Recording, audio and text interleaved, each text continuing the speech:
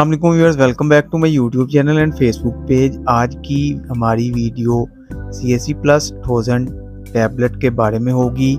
आज हम जानेंगे इस टैबलेट के फ़ायदे और इस टैबलेट को हम किन किन सूरतों में इस्तेमाल कर सकते हैं। बड़ों में टैबलेट और बच्चों में सिरप इस्तेमाल करवाया जाता है। सबसे पहले हम इस टैबलेट की कंपोजिशन के बारे में बात कर लेते हैं।